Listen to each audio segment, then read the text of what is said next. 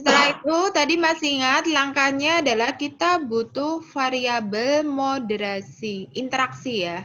Variabel interaksi. Variabel interaksi itu adalah perkalian independen dengan moderasi. Tadi moderasinya adalah usia, ya kan? Sehingga kita akan mengalihkan NFS, NEM, NSOS, dan IDM dengan umur. Kan di sini namanya umur ya. Nah, dengan variabel umur di sini. Caranya seperti apa? Sama seperti ketika tadi kita mencari rata-rata. Jadi menggunakan transform. Oke. Compute variable yang paling atas itu.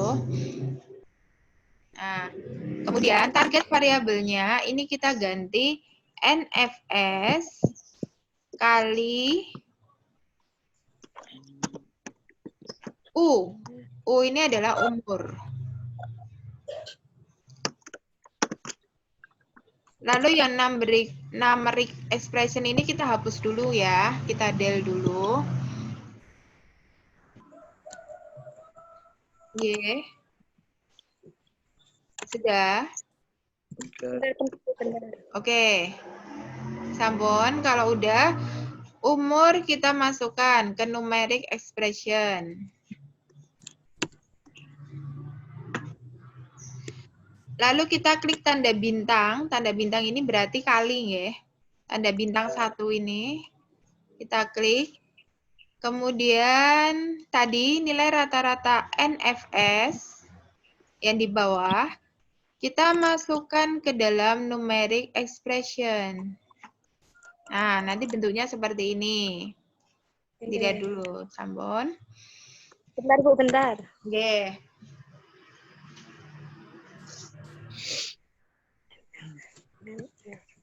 Ampun. Kalau sudah kita oke. Nanti kita cek di data, itu sudah muncul variabel baru di sini.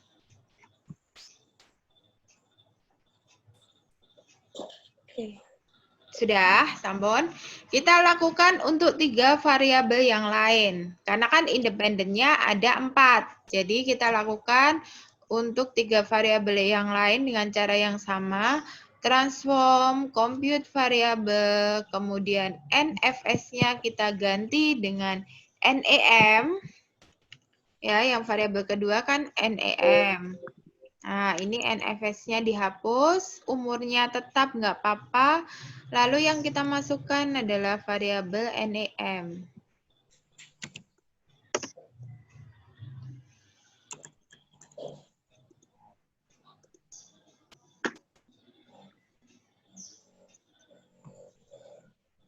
Oke. Kalau sudah kita oke, kita cek lagi di data, sudah muncul variabel baru lagi. Perkalian NEM dengan umur. Kemudian lanjut lagi, yang ketiga adalah NSOS. Kita ganti NEM-nya menjadi NSOS. Yang dimasukkan variabel SOS.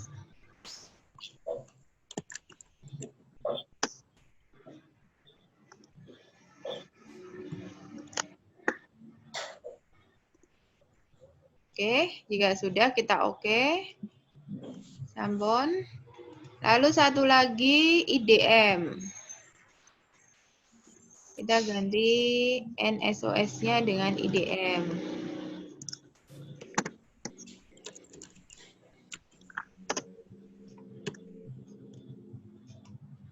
Rata-rata IDM-nya yang dimasukkan.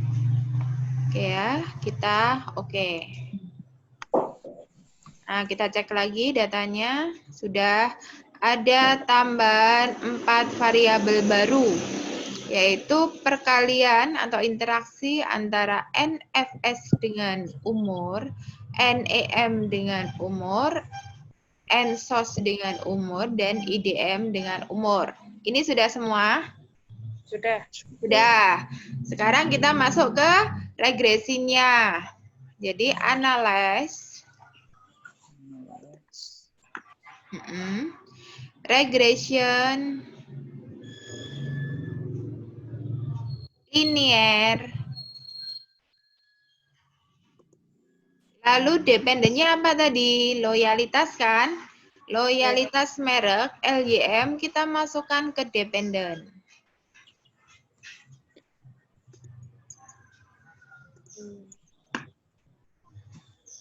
Sampun. Lalu nilai independen, NFS, NEM, NSOS, IDM, kita masukkan ke independen.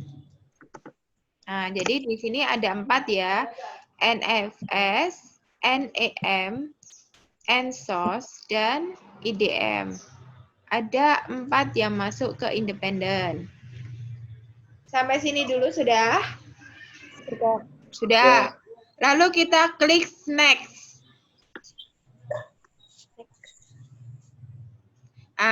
Kita isikan variabel moderasi tadi. Moderasi kita ini usia ya atau umur.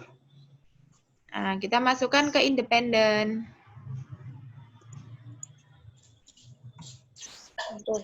Oke, lalu kita klik next lagi.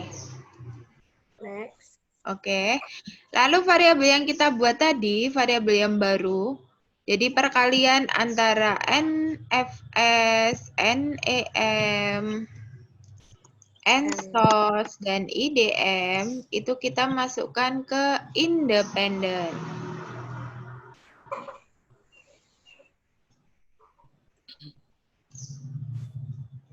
Sudah? Ada 4 ini, sampun. Kalau sampun semua, tinggal kita oke. Nah, nanti akan kelihatan hasilnya seperti ini. Oh ya, maaf. Saya kurang 1 langkah tadi. Kita ulang ya, analyze regression linear. Di statistik, diklik di statistiknya. Iya. Oke. Lalu di bawah model fit itu ada R-square change, itu kita klik. Yang mana, Bu? Ini statistik dulu kita klik, lalu di bawah model fit itu kan ada R-square change. Itu kita klik. Continue, baru oke. Jadi itu untuk membaca perubahan ketika memasukkan variabel baru. Yang atas tadi kita hapus saja, biar nggak bingung.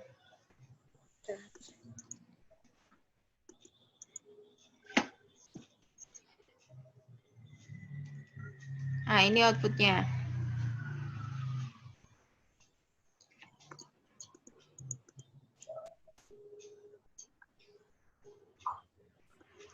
Bisa diklik di koefisien ya.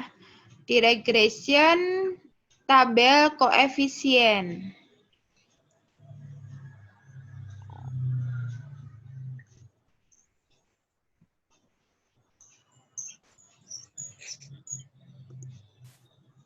Sudah? Sudah. Sama ya hasilnya ya? Mana, Bu? Oke. Kemudian kita akan mencoba membaca di sini. Jadi, jika hipotesis, kembali ya ke hipotesis ini tadi. Hipotesis yang pertama, 1, 2, 3, 4, ini adalah hipotesis pengaruh nilai fungsional H1 ya. Nilai fungsional berpengaruh positif pada loyalitas merek.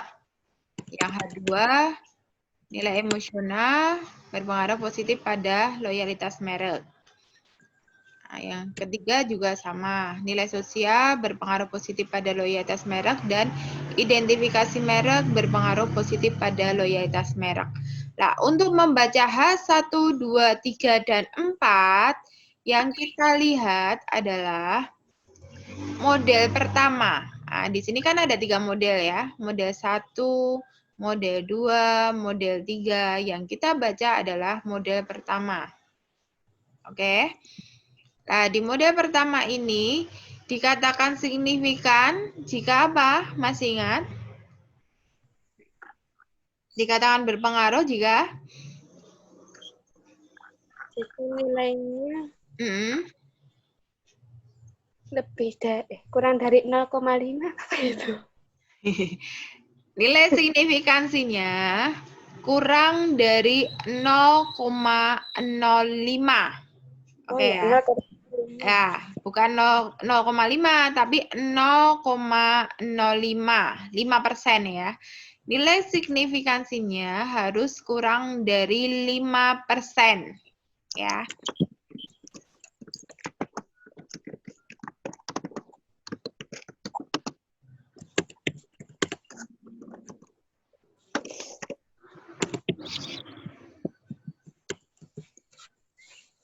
Sampun. Nah, di sini kita lihat NFS ya. NFS nilai signifikansinya berapa? 0,114. 0,114 itu kalau dibandingkan dengan 0,05 besar yang mah? Apa, Bu? Kan?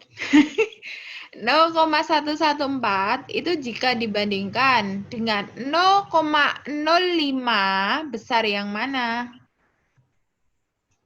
0,114. Oke, besar 0,114. Berarti signifikan atau tidak? Tidak. Tidak. Ya. Jadi, untuk nilai fungsional itu tidak berpengaruh pada loyalitas merek. H1 tidak didukung. Kemudian yang kedua, nilai emosional. Nilai signifikansinya 0,014. Ya. Dibandingkan dengan 0,05 lebih besar yang mana? 0,14. 14. 0,014 dengan 0,05. Lebih besar yang mana? 0,014. Oh ya?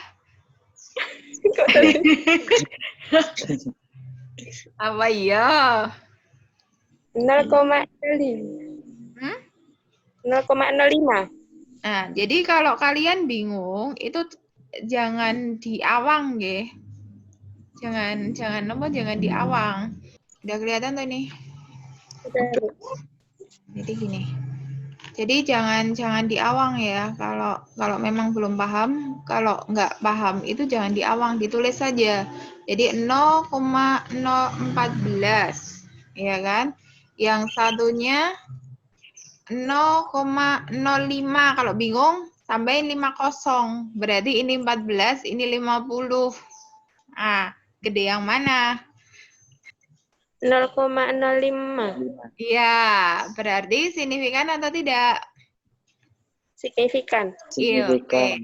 Jadi nilai emosional berpengaruh pada loyalitas merek. Jadi seperti itu nggih.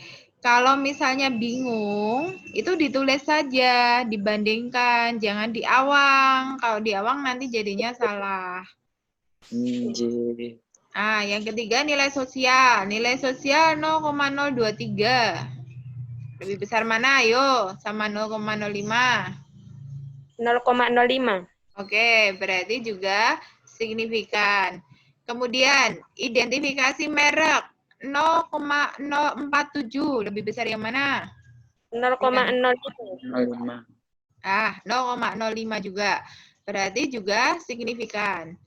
Jadi, tadi yang tidak didukung hanya hipotesis pertama. Yang hipotesis 2, 3, 4 itu berarti didukung karena nilai signifikansinya kurang dari 0,05. Dan arah hipotesisnya benar, positif. Tadi kan arahnya positif. Kalau seandainya hipotesisnya itu negatif, jadi misalnya ya, bunyi hipotesisnya, nilai emosional berpengaruh negatif pada loyalitas merek. Nah, meskipun nilai signifikansinya ini signifikan di bawah 0,05, tapi jika hipotesisnya arahnya berbeda, Ini kan positif hasilnya. Yang dikehendaki tadi negatif. Berarti hipotesisnya tetap tidak didukung. Pahami dulu. Oke.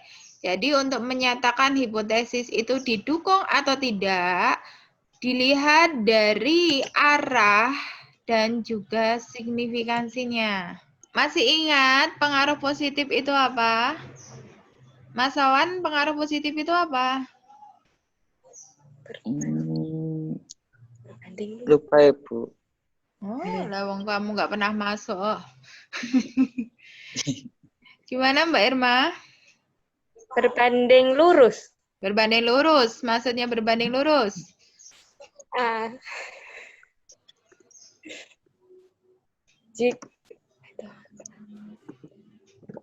Pokoknya gambar panahnya sama-sama ke atas gitu, Bu.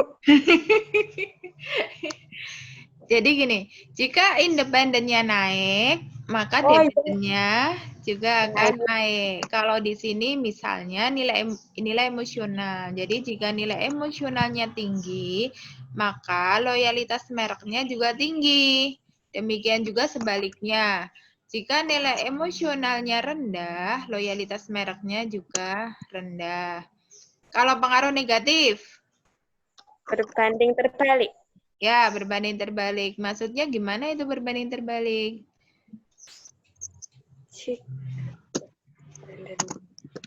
Kan kebalikan tadi dari yang positif. Jika independennya naik, dependennya turun. Oke, benar. Dan sebaliknya, jika independennya turun, maka dependennya naik. Gitu ya, jadi bisa dipahami. Kemudian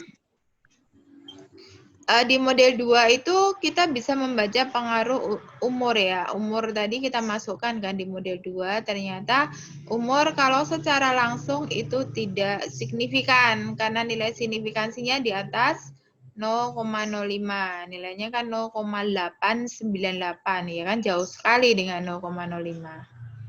Oke. Kita lihat di model tadi. Nah, di sini